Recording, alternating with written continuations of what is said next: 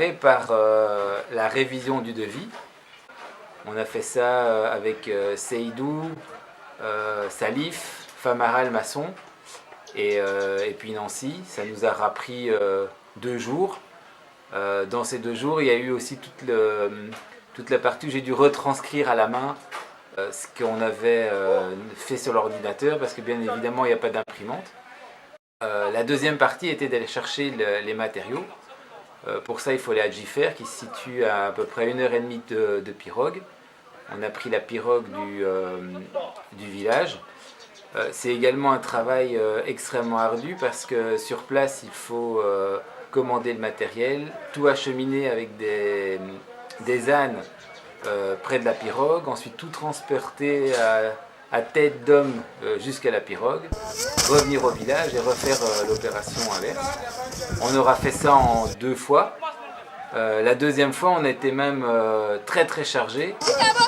On a 50 sacs de gravier, 1 tonne de ciment.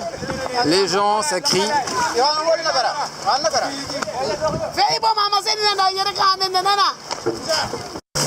Voilà, on est tellement chargé que ça prend l'eau, donc il faut écoper tout le temps. Il doit rester à peu près 5 à 10 cm entre l'eau et le bord de la pirogue. Mais ça flotte.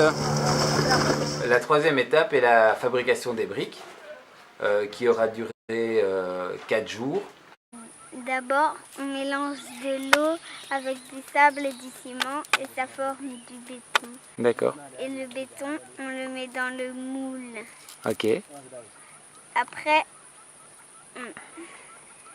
on enlève le béton qui est en trop. Mhm.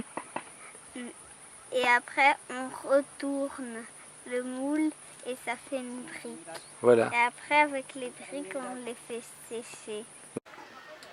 L'étape suivante est l'inauguration officielle des travaux. Ça se fait toujours un dimanche, en présence de l'ensemble des sages du village. Il y a une prière qui est faite par l'imam, qui bénit les travaux, le futur bâtiment, qui fait un remerciement officiel pour les dons qui ont été faits. Et puis on mange suite à ça une espèce de bouillie, et puis démarrent les fondations. La première classe des petits est tenue par Sénabou, qui a eu une courte formation et qui tient sa classe très bien. J'ai partagé avec elle les jeux des enfants, toutes ses activités, et j'ai eu l'occasion d'échanger avec elle et de lui donner peut-être quelques petits conseils ou quelques idées neuves pour qu'elle puisse mieux encore intéresser les enfants.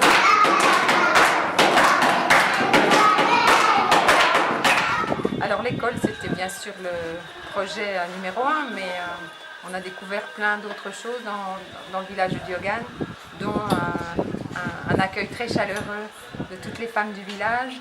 Et on a voulu créer un petit lien. On est allé à la pêche au coquillage avec elle, sur la pirogue, et puis les pieds dans l'eau, à gratter la boue pour extraire les petits coquillages.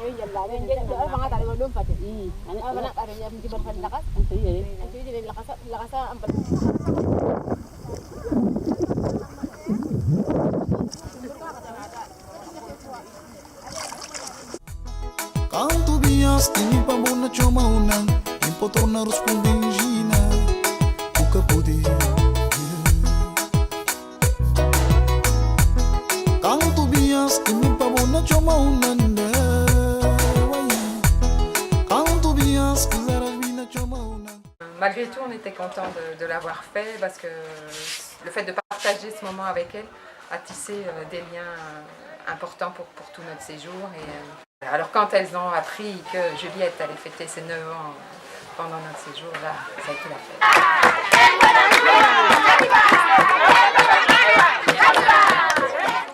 Tout le long de notre séjour ici, nous avons rencontré que des sourires, que des bonjours, des gens très très courageux, qui recherche avant tout le bienfait de la communauté, à l'instar de IB et Salif, qui sont vraiment les deux relais de VSF ici sur place, et qui mettent beaucoup d'énergie à convaincre